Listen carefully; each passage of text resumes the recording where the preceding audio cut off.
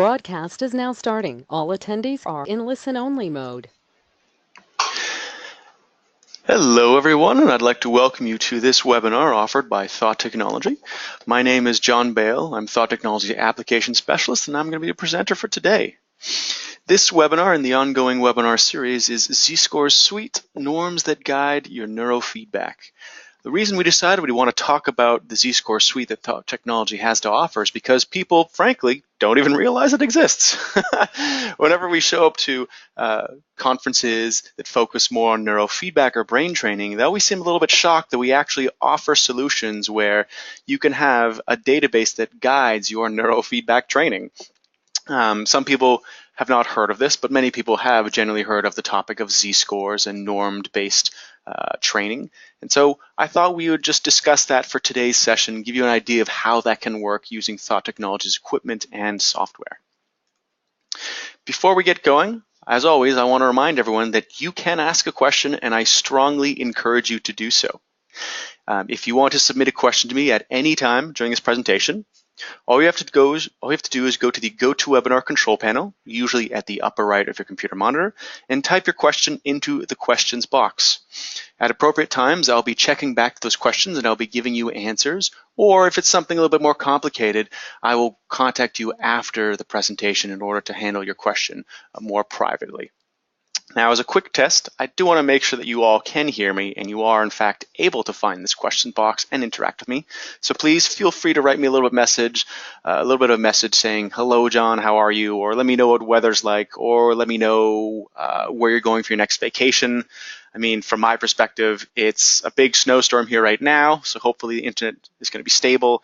And my next vacation is, I think it's actually in Florida when I'm going to a conference there. Take some extra days off to enjoy some sun and heat, something we do not often have here in Canada. I'll give you a moment to just type those in, and actually someone is doing an excellent thing. Oh, excellent. We have Ayan and Hamid saying hello. There's a hello from South Africa as well, from Mitzi. Thank you very much, guys. And I will see some of you at AAPB. Yes, I will be there. Excellent. Someone from Winnipeg, Boston area, snowstorm just like us. And a good suggestion, I should try to talk slowly because I tend to get excited, and that gets a little bit harder for people to understand me. Excellent. It seems like you can all hear me, and it seems that the majority of you have been able to find that questions box. So I think we will continue from here now. Thank you very much, everyone. I'll look back at the questions a little bit later. One other reminder I'd like to point out to people is that this event is being recorded, and we will be able to provide you all with a recording of this at a later time. So if I do get a little bit too excited, if I start talking quickly because I like to do that, you'll have a chance to look back at this recording to better listen to what I have to say. So, starting off, why is a normative database useful? This might be evident to some of you, but for those of you who are new to neurofeedback, it might be the first time you hear about normative-based training. So we know that when it comes to EEG, evaluations, training, and the statistics themselves are inherently complicated. It can be difficult trying to figure out what part of the head to evaluate or what statistics to really use for your interpretations. Is this particular frequency too high? Is this other frequency too low? And then from there, how do we go about training? When do we know the person has trained enough because the values have changed enough? How do we know that it's maybe the change is not enough of a change has occurred? These are all very legitimate questions, and this is just one of those difficulties that people run into when they do this quote-unquote traditional type of neurofeedback. Interpretation is probably the greatest difficulty for clinicians because although there's a lot of good clinical references out there, and there's also excellent published work, it's hard to sort of amass that together into this coherent knowledge base. It takes time, it takes a lot of study, and the likelihood is you are going to see many different clients with vastly different clinical cases, and you have to be able to know the subtle differences in terms of the brainwave frequencies and patterns you might see for these different conditions. The normative database is really useful because it takes these evaluations and this training and it really renders it into something simple and straightforward because you're always training towards the norm that the database provides. It lets you know when the value is too high, it lets you know when it's too low, and it also lets you know when you've returned to that normal area, and so when the training is complete and they now have brainwave patterns that are representative of the average. Benefits of this type of normative database are clearly already described, but I'll say them again anyways. I mean, we can normalize the brain activity compared to an established average brain, and so it really gives us a fixed line or guided path of where we're training towards and when we actually get there. Benefits of these normative databases are also that they provide a foundation for connectivity training. What do I mean by connectivity training? We can actually evaluate how different sites of the brain communicate with each other, and we can also influence training by letting someone know that these two regions should be communicating less or they should be communicating more. A lot of these connectivity issues, as well as normalizing issues, definitely come up, for example, when you handle clients who have a TBI or they've suffered a concussion or a head injury. Those types of injuries are really difficult to train and properly evaluate because the physical damage the brain suffers, how parts of the brain will communicate less or communicate too much, is hard to evaluate. But with a normative database, it becomes really evident because you can compare their damaged brain to the normal average and really know what regions to uptrain, downtrain, or increase the connectivity or decrease that. Benefits of a normative database is that it also lets us get a better objective perspective on developmental factors. So the brain of a 5-year-old obviously is not the same as the brain of a 30-year-old.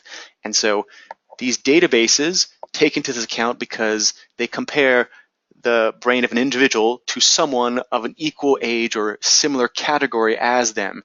And so it's really comparing apples to apples as opposed to apples to oranges or something like that.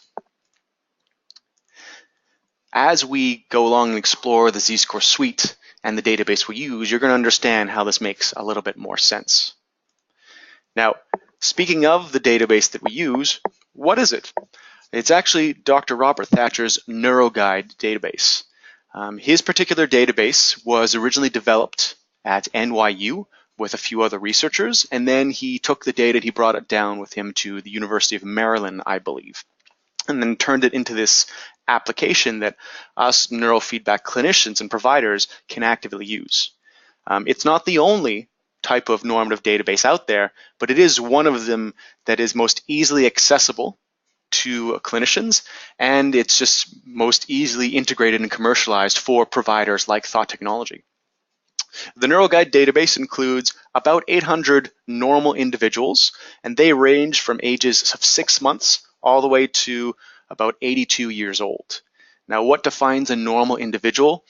Before they recorded any of the brain activity of these individuals, they had them follow through a battery of typical psychophysiological evaluations and psychological evaluations. And so only those who are classified as they have no prior conditions, no reasons to remove them, were included in the evaluation and had their brain activity recorded. We'll see in a moment exactly how this age breakdown occurs. Dr. Thatcher's database allows us to compare the 19 major brain sites of the head, as well as examine how these different sites communicate to each other. So by the 19 sites, these are the sort of the most popular and general sites of the 1020 electrode application system. CZ, FZ, F3, F4, O1, O2, all that popular stuff. It's all in there. Statistics that we use for this comparison include measurements of power, so absolute power, relative power, and power ratios, so comparisons of ratios to each other like theta over beta, delta over alpha, things like that. And it also includes statistics where we compare sites to each other, so amplitude asymmetry, coherence, and phase. These are a lot of sort of fancy names, so I don't expect them to mean very much, but just know that there's statistics that really determine how much brain waves of each different frequency category are at a single site, including ratios. And then there's also us comparing the amplitudes and how the different frequencies change between sites. Amplitude asymmetry is essentially a difference in amplitude, whereas coherence is a measurement of how the values change. Do they increase together? Do they decrease together? And phase is a similar measurement to coherence.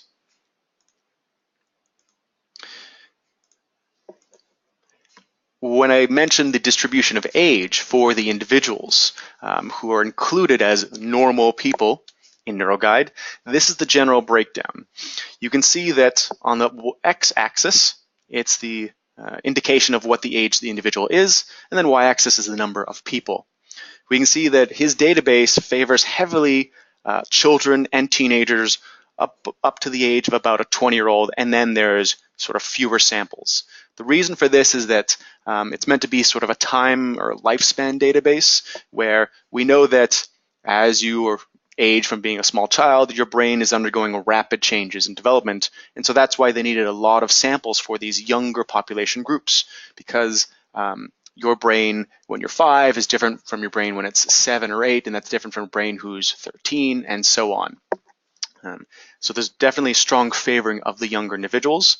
There's a general assumption we have that once you hit about 20 all the way up to 82, your brain is not radically changing that much, hence why that takes a smaller sort of category of ages. Criteria for comparing an individual to this database really falls down to about 5 points, mostly 4, but there's a 5th one. And so if you're using this database, the z-scores, you are hooking your individual up and you're comparing their brain to a brain that's of the same age category as well as of the same sex. You're then comparing to a brain where the recording conditions are with eyes open or eyes closed, as well as what exact locations on the head are you recording data from. These make a lot of sense, and it's a way that we can really compare a brain of similar types to that individual. The last point of comparison are the statistics of interest, but I don't consider this very important because we actually record all the statistics, and it's just whichever ones we choose to show you is what you're actually looking at. Some of you might wonder why we use the term z-score. So for the z-score application, z-score suite, z-score training. I've actually wondered this myself for quite a while, and actually the engineers a few years back finally explained it to me just by coincidence. For those of you who were not as knowledgeable as me, z-score is a mathematic term. It's meant for comparing the numerical relationship between one value and a group of other values. In terms of neurofeedback, it's really just how we talk about comparing one individual's brainwaves to a group of brainwaves that make up an average in a database. So if you were to think of in units of standard deviation, we have the entire database of brainwaves that is NeuroGuide. And if you are perfectly 0 standard deviations from the norm, that means your brainwaves fall exactly at the average of the same category of individuals you're being compared to. And then as your brainwaves perhaps might differ from this exact average, you're going to be moving away from that standard deviation of 0 towards plus or minus 1. Minus would be your lower than the average. Plus would be your higher than the average. The reality of how this type of z-score mathematics works is that about 68% of the brain population is going to be plus or minus 1 standard deviation away from the NeuroGuide norm, and then about 95% of the population is going to fall between plus or minus 2 standard deviations from that norm. What we're really looking for in terms of evaluations and training is that we want to identify those people whose particular brainwave patterns for their region of the head and their age group fall outside of that plus or minus 2 standard deviations, because they are getting to become the very far outliers away from the norm. Now, to bring this back to be more specific to what thought technology has created in terms of application, the z-score suite allows you to compare the individual's brainwaves that might be in front of you to this NeuroGuide database, and for you to know immediately whether their brainwave patterns are considered to be normal or whether they're an outlier and you want to train them back towards this norm. And so the z-score suite consists of an evaluation where you place the electrodes on the head and we do a simple 2 or longer minute recording. Then you get the results of that recording as a comparison to the NeuroGuide database. This happens in real time, so there's no sending this data off to the internet or uploading it somewhere and waiting. It's quite immediate. From there, based on the interpretation, you can train some of the brainwave patterns. Brainwaves can be trained in terms of a single statistic, kind of like how in normal neurofeedback, you might train theta amplitude to be higher or lower, or maybe train 1 or 2 or 3 statistics together. Alternatively, with z-scores, we can train all of the statistics simultaneously. And I mean, this comes out to like 76 different values up to, I believe it's 248 different values, depending on how many sensors you're using. And so we can have very specific training, looking at 1 or 2 statistics, or we can train a wide range of stats simultaneously. The reason why we might choose one or other depends on why the client is there. Again, if someone suffered a hit to the head because they were in a car crash, chances are there's going to be massive dysfunction, and so you might want to train many statistics together as an index. Whereas if someone's seeing you just because they have some anxiety issues, maybe you're just down training beta, and that's, a simple point of comparison. All right, let's actually jump right into the software so you get to see what this looks like live. I actually have some electrodes on my head, and so I'm going to initiate the software as if running it with a normal person. You might be a little disappointed to know that apparently my brain is incredibly average, and so it's not going to be too interesting, but we'll be able to see that in a moment. I've opened up Biograph Infinity, and I'm going over to the quick start where all the z-score sessions are. I already have my name entered in here because it's important for my sex and my age to be entered into the system, because NeuroGuide needs that for its z-score comparison. It has to compare my brain to the appropriate age and sex category in the system. On the right, I'm going to choose the z-score suite, and we're going to notice there's a lot of options here. This might look a little bit daunting, but it's really not. The z-score suite actually lets us do evaluations training with either 2 channels of EEG, meaning 2 sensors, or 4 channels of EEG, so 4 sensors. The difference just means that we can either be looking at a lot more stats or a lot fewer stats, and it just depends on what you have access to. I'm going to decide to run a simple eyes open assessment, very quick, where I just have to sit here with my eyes open and not generate too much bad data. I've already done my impedance check, and so I already know the quality of contact of my electrodes on my head is good, so no need to see that. I'm just going to hit the play button. The z-score suite was created to really kind of hold your hand and help you along, and so we have a lot of these embedded instructions reminding you of what to do. This particular one that I'm going to stop at is where we're telling the system exactly where we've placed the electrodes on my head. And so this, again, is another important step, because the database needs to know exactly where the electrodes are, because it has to compare the correct brainwaves from what site to those of the database. So I'm just going to go into the edit menu, and I'm going to follow the instructions by going down to the NeuroGuide. And currently I've placed my electrodes at actually C3 and C4. And my eyes are open, so that's fine. So I'm going to save and close. The database now knows my age, my sex, and where I've placed the electrodes, as well as that my eyes are open.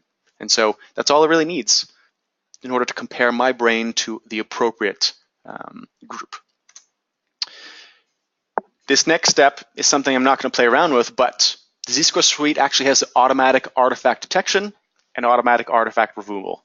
So the idea is that if ever I'm, moving my mouth, clenching my jaw, or blinking my eyes, and these signals rise a little bit too high above these thresholds, the data will be automatically cleaned. There's no more need for you to do artifact removal after the fact or after the session has been recorded. It just does it automatically. If we see for a moment, if I were to stop talking, that I'll generate some good real data as opposed to right now while I'm talking.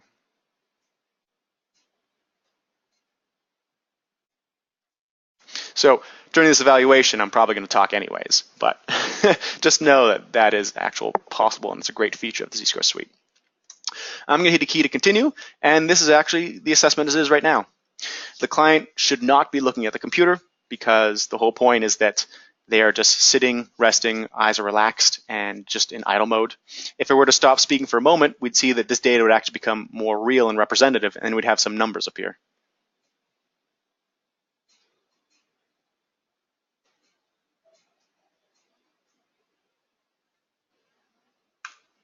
What these numbers actually represent is just some simplifications on the data.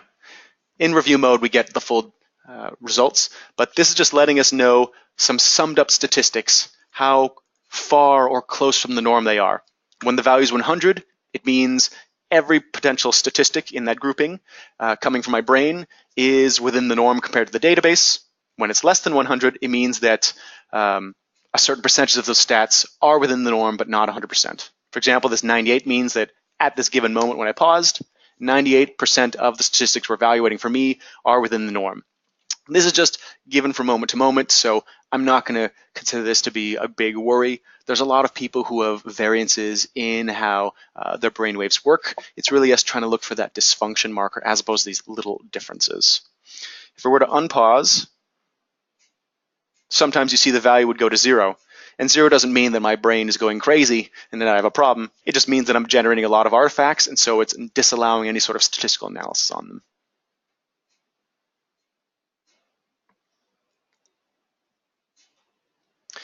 Now, the entire 2-minute recording essentially lasts like this. And so I'm not going to sit here for the whole time and show it to you because I've actually already recorded a session about 20 minutes ago. And so how about we're going to stop this here, and I'll go show you the results from that, where it's still my brain and it's still the same electrode sites. When this assessment would have finished, it would have just simply asked me to save the data, and then I could go and review the results like we're going to see in a moment right now. So if I jump into database, here's that same session, or that's the session I just recorded previously. And I'm going to jump into review mode. And it's taking just a moment for it to think about all these stats. There we go. So what we have right here is a lot of numbers. And this looks a little bit overwhelming for a person the first time they see it, but this is the core of all the data that we're looking at. In the right-hand side, it's actually the averages for the 2-minute recording. The left-hand side is just moment-to-moment changes, so we're not particularly interested in that. On the right-hand side, it shows each different frequency as well as each different statistic associated with that. So as an example, here in the middle, where it says ABS, this is absolute power, and that's absolute power for delta, theta, alpha, beta, and so on. Then we have relative power for delta, theta, alpha, and so on. Then we have amplitude asymmetry compared between the two electrodes, coherence and phase. And then finally, we have the ratios. So delta over high beta, delta over beta, theta over alpha, things like that. All these numbers are pretty much below 1. A few of them are above 1. What this means is that they're all essentially less than 1 standard deviation away from the norm. All the results from z-score analysis is always in standard deviations. So effectively, this is telling me that my brain is really boring and there's not much of interest right here. If the values were more than 2 standard deviations away from the norm, they'd be flagged in red, and the system would be telling me, hey, this value is remarkably far away from the average. We suggest train this, depending on why the person's there. Because I knew my brain would be boring, because I've done this before, and let's be honest, I've had people tell me I'm boring. I'm okay with it. I'm not offended. It means that I'm just regular. How about I show you a session with someone who has slightly more values that are outside the norm from mine? So let me close this. This individual is someone who I found in the office. She was nice enough to let me record her, and I chose her in particular not because she has problems, but just because she previously has been in a car accident, and it's been quite a few years, and she feels very normal and fine from that, but sometimes things change. Oh no, did I place it in the wrong location? Oh, darn it. Okay, wait, hers didn't work. Let's see if this one might work. Maybe I changed her session a little bit too much.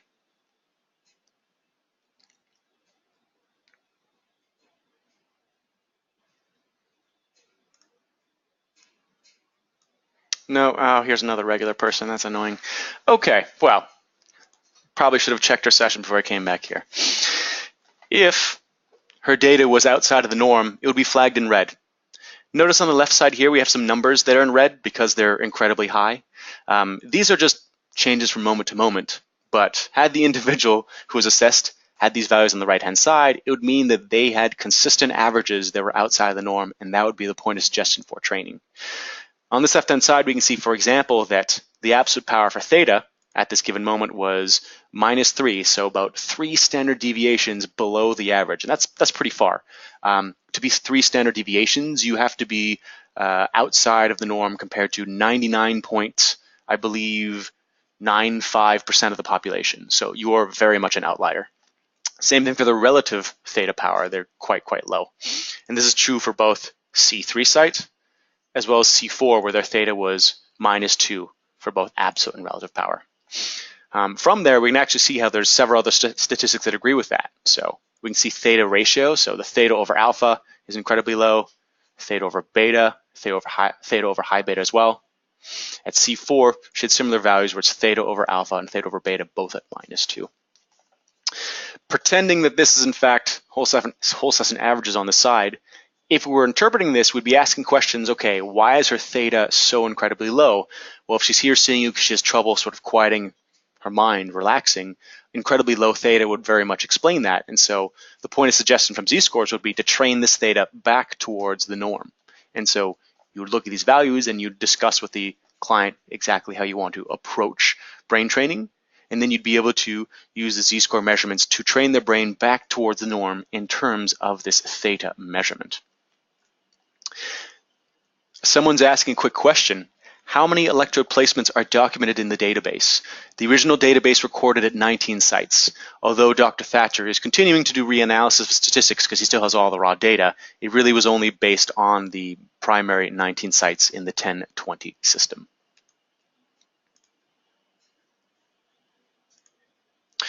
From here, let's actually have a look at what it'd be like to do a training session.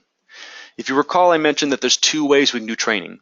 We can train statistics as a large group, or we can just train individual statistics depending on what we want and what level of complication. Let's have a look at both of those. So I'm going to go back to Quick Start, and my name is already selected, so we know we're comparing my brain to an equivalent brain. And I'm going to choose index training to start. Just so you know, all the training displays have one or two monitor versions with the Z-Score suite, but since I'm using a one monitor computer right now, we're sticking to one monitor.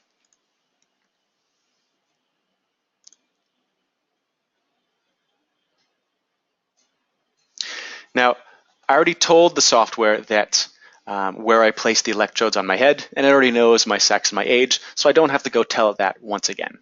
Instead, I'm just going to jump straight and look at a training screen. So I'm going to briefly hit the play button just to get some data in the system.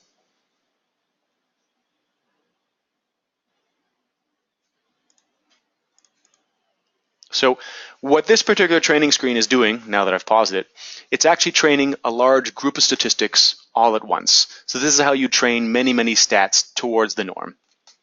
What this value right here represents, this z-score index, is the percent of statistics that are within plus or minus 2 standard deviations from the norm. At the moment that I pause the session, 98% of my stats within norm, they tend to be floating between 95 and 100, and that's very good. If this is someone who had recently suffered a concussion, it's possible that at this particular site or sites, they may only have 40% of their stats within the norm. And so we'd be training them to have their stats perhaps go up from 40% to be 50%. We're trying to approach getting various different frequencies to be closer to the norm. And it's a slow process, but it's a really great way of trading a lot of different variables simultaneously in a way that's efficient and simple for someone to understand.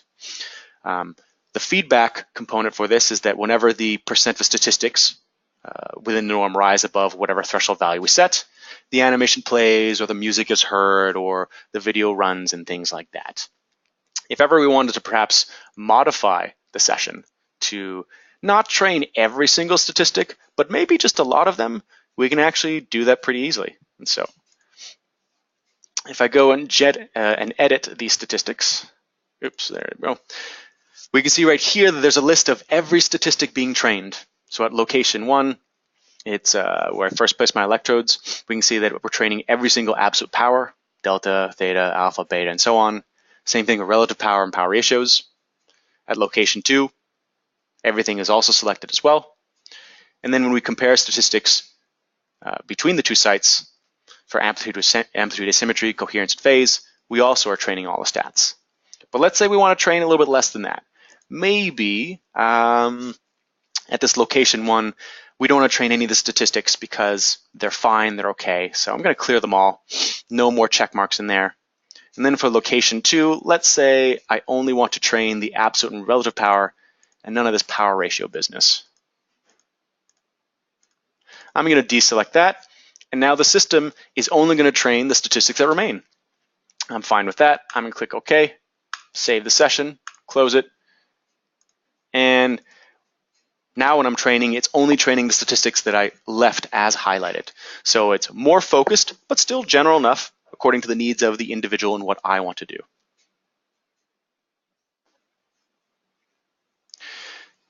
Now within the software, we also have training if you're using online videos from the internet or DVDs and stuff like that. This is a particular YouTube video I'm using for feedback. This is something I've discussed in other videos, but yes, we now have feedback from YouTube. If you're not using it, I suggest you should use it because it's pretty darn cool and clients react very, very positively to it. If I were to stop talking and my stats would rise above this threshold, this YouTube video picture would enlarge.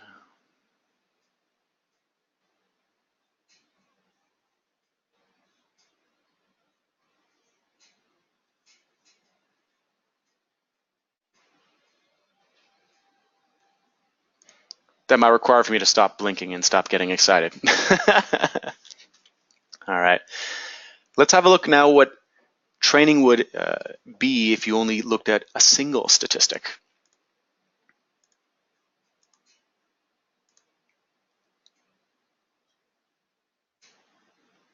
As a quick reminder for those who are having internet connection issues, and to be fair, it might be on my end, the session is being recorded and you will be able to get to see a recording of this later.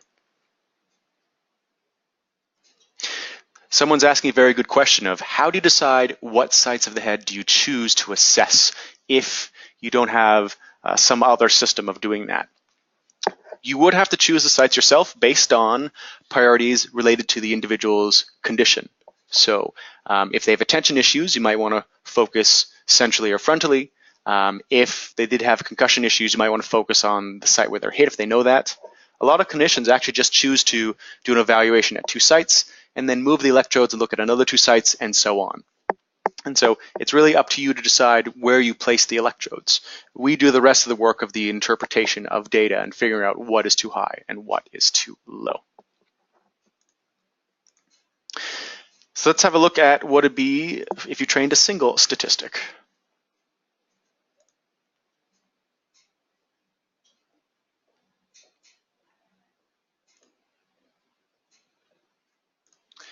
So training a single value looks different because we can actually have an animation directly connected to that value, and instead of displaying success as a percentage of values that are in the norm versus outside the norm, we're really just looking at the one statistic and we're training it towards the standard deviation of 0. This will make sense in a moment. So this animation right here is going to be connected to a certain stat. How do I decide that? Well, I'm going to right click and I'm going to choose which statistic I want. Let's say I'm going to choose the power ratio of theta over beta for input 1. So that's my electrode number 1. This might be something that you're training for someone who has attention issues, since theta beta tends to be a popular ratio for that. So this is now representing that statistic, and when I train, this little gorilla animation is going to have a ball that's bouncing, and when the ball is further away from the center, it means the statistic is further away from 0 standard deviations from the norm, and we want to train the ball to be closer to the center. I'm going to stop talking right now because it's actually stopping us getting some good data.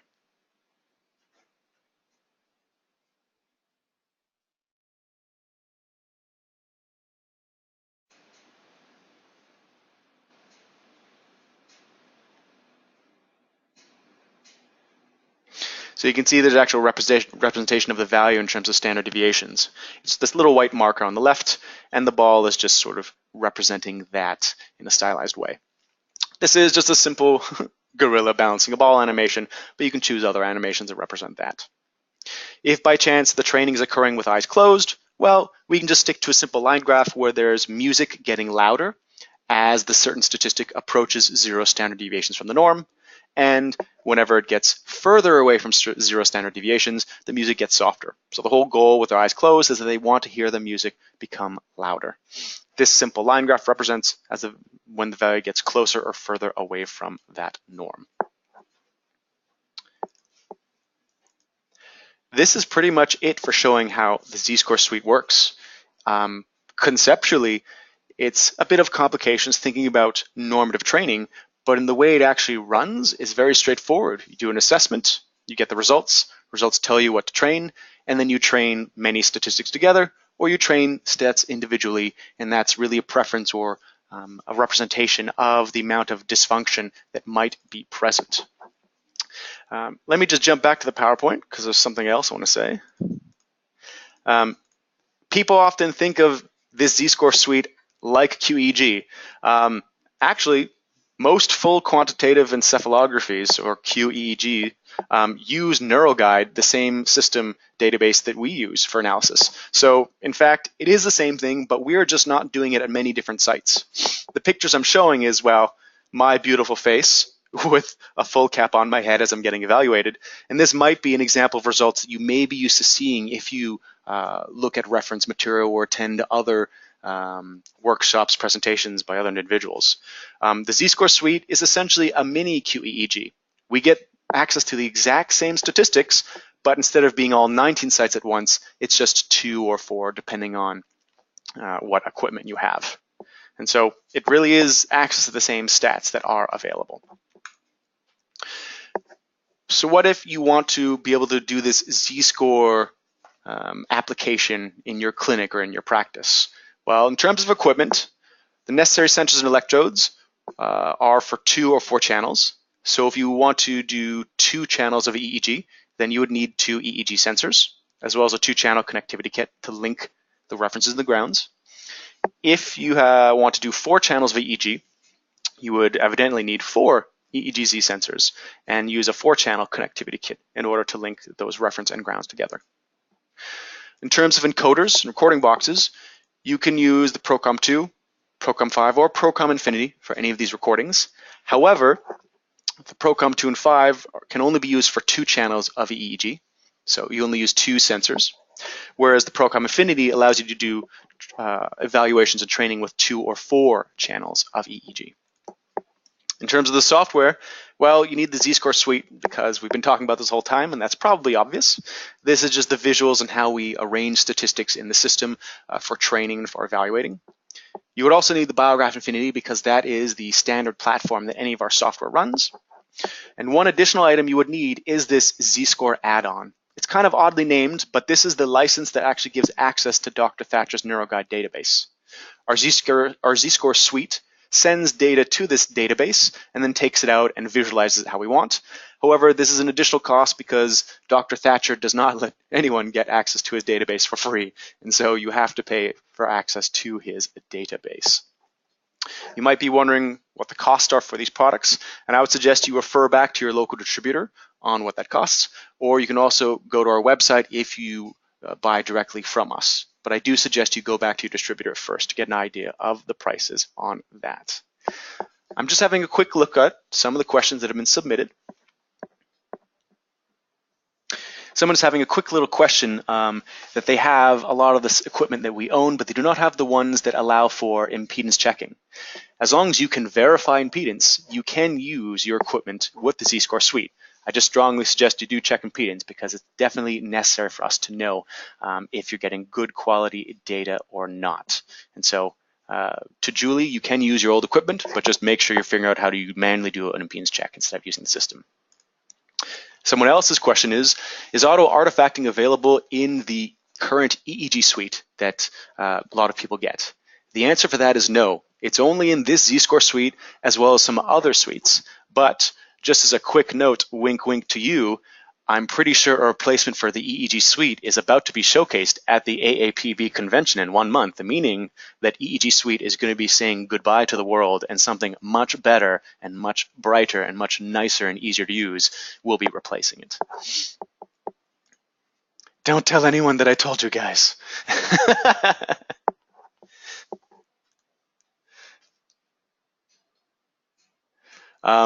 Also, a shout out to the individuals in Tehran who apparently are watching this as a group. So thank you very much for attending, you guys.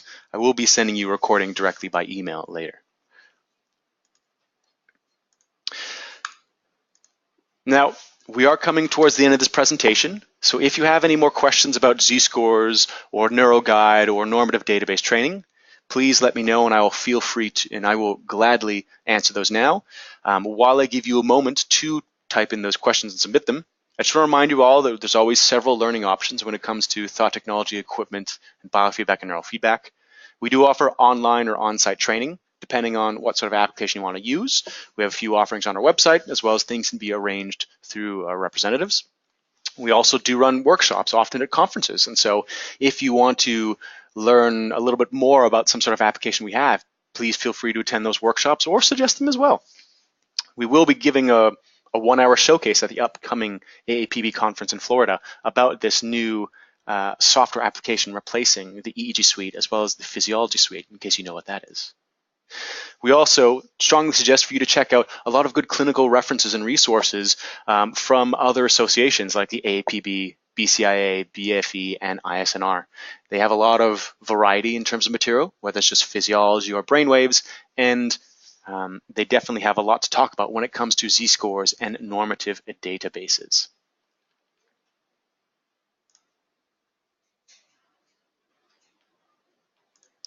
Someone has a quick question about some software about Z-scores. Just know that the Z-score suite is always an application. It's how we show the data, how we show the graphics, how we display statistics to you, but you must always purchase separately the Z-score license, or that add-on as they call it.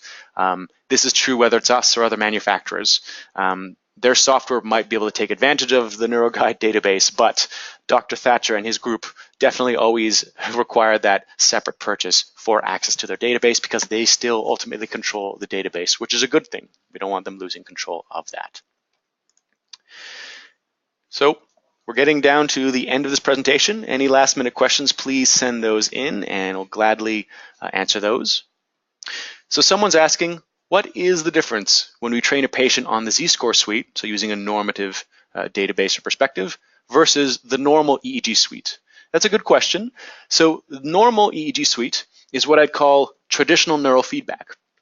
You look at the microvolt amplitude of a variety of frequencies, and you have to decide whether to increase the amplitude or decrease the amplitude, and you're going to have to make that interpretation on your own of what is too much, what is not enough, and what is the correct amount of microvolt amplitude.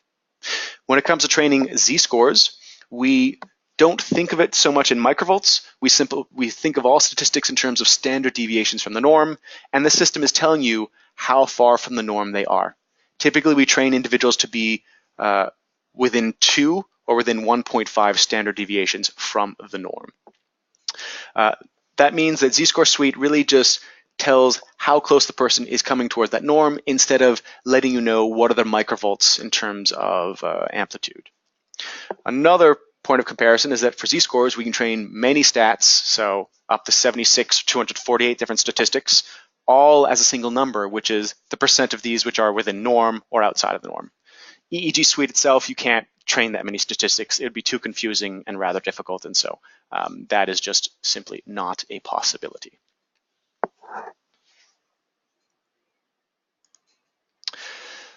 Okay.